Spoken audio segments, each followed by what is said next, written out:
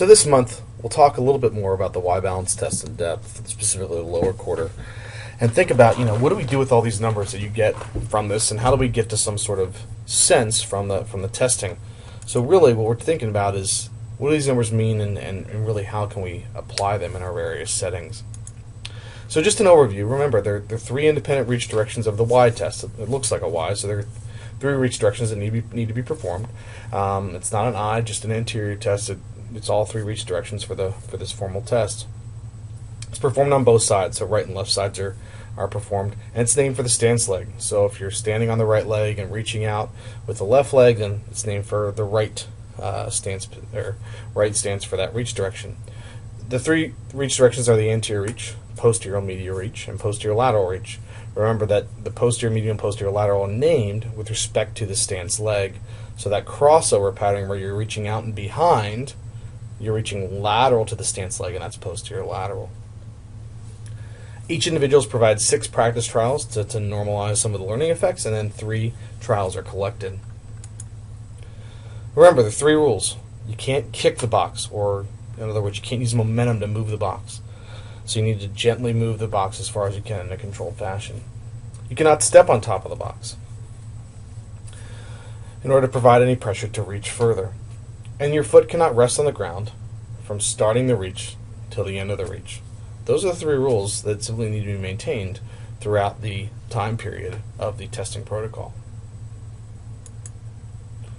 So if we look at a typical score sheet, the first thing we'll collect would be limb length. And limb length is anterior superior iliac spine to the medium malleolus. We use the inferior position of both those just to provide a little more reliable measure of that length. Do this in supine, once normalizing for hip position associated with just sitting down. The first test that's going to be performed is the right anterior reach. So we do right anterior, we get our reach directions. So it'd be after doing all the performance trials.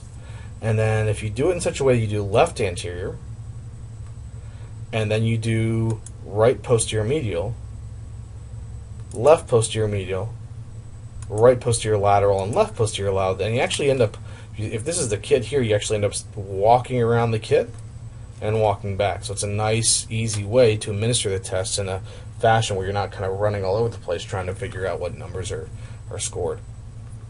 So once the data is available, and this is the final trials where we measure the performance because we only have 3 measures, then we're looking for the max score in each reach direction. So in this scenario here, we'd want to carry through the 62.5 for the right anterior, the 59.5 for the left anterior, and so forth for the other reach directions.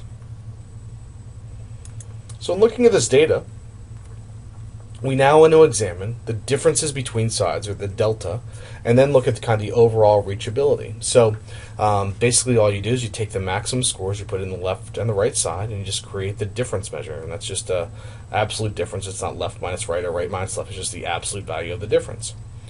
For this individual, he had a 3 for the anterior reach difference, a 5.5 for the posterior medial, and a 4.5 for the posterior lateral. Flags on these, or measures that would be concerning, would be a 4, a 6, and a 6. This has been validated in a high school athlete population, not in a general population, but it's a nice to use as a cut point to think about, okay, maybe this is someone where we need to think about normalizing these values for this specific reach direction. In patients who may be post-operative, those may be a little bit tighter to make sure there's a little bit of symmetry. You would never expect them to be 0, to have that much symmetry, but usually thinking within a range of maybe 3 and 4 centimeters, being a little tighter to know that there isn't any significant asymmetry between sides that may be related to a future injury risk. The composite score is calculated as basically an average of the 3 reach distances normalized to limb length. Here's the value. Here's the calculated value down here. So this person was 88.2 on the left and 92.5 on the right. So a little bit better on the right than the left, but overall, we would like this person to be between 95 to 100% of their limb length. These composite values do change depending upon the competition level the sport that's played, and the gender. But usually about 100% is a good place to start as far as thinking about progress for this person. So in the end, while he doesn't have any really large asymmetry, there appears to be kind of a lower level of single leg stance ability or single leg squat ability than what we would hope to see in this individual, and therefore I would think about including some of this information, including some of these exercises into his programming to increase these values. So the Y balance test is really a nice, quick, easy way. The test takes about 8 minutes or so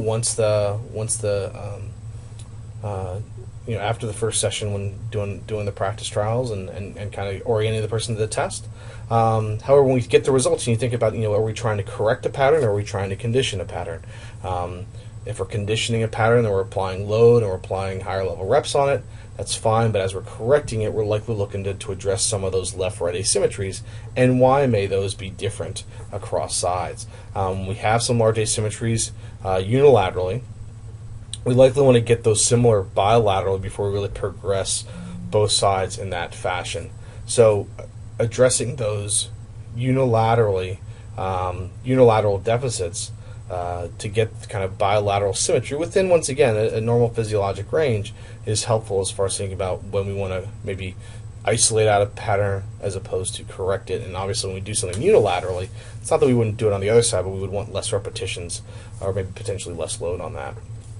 The nice thing about the Y balance test is that there are normative data that are available in the literature to kind of compare off of, and it gives someone kind of an idea of where their score is, and how are they performing. Very similar to the FMS of okay, this is where your score is. This is how you compare to the average population.